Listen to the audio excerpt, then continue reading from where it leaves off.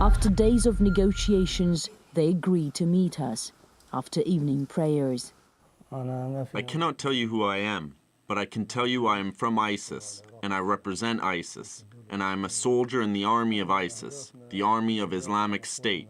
Our goal is to defend our Sunni brothers, who are suffering from injustice around the world, especially in Lebanon and the north.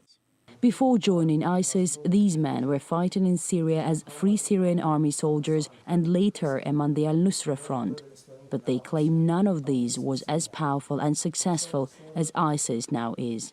We want to bring back our land, and we will return it back, even if all of us have to die. It feels uneasy sitting with members of the group responsible for publicizing so many cold-blooded executions of innocent civilians, including at least 2 Western journalists. We don't kill journalists, and we consider them as messengers, and they are innocent.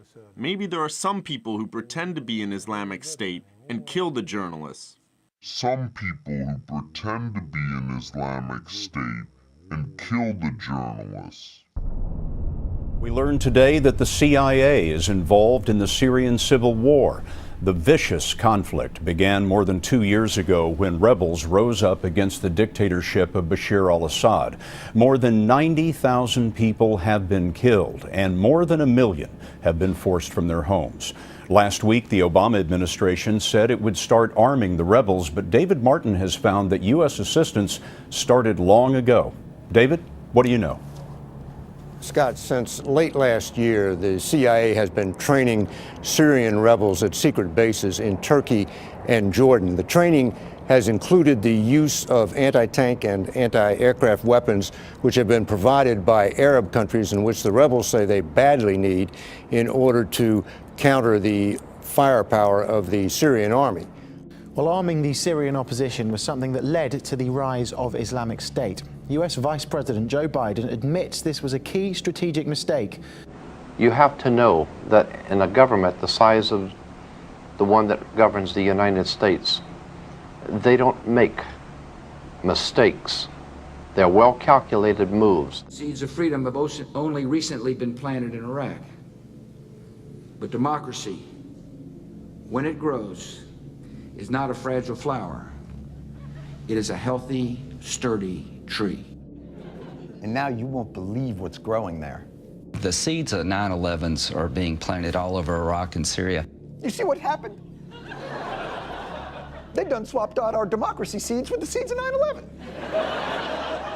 The news media has rushed to get the band back together again, and they all have the same advice.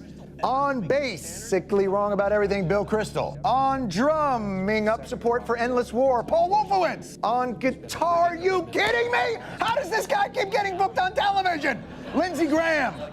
They don't just wake up every morning and decide what they're going to do. We are a very large and powerful people in America. So our masters have to direct our thinking for us and prepare us in advance for their plans, for their hidden agendas.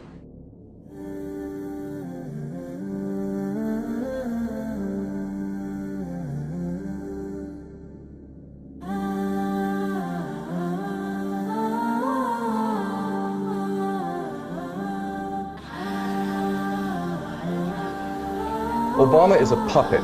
He reads the script, he's a teleprompter reader, that's his official job, he doesn't make any decisions. It is the ultimate deception.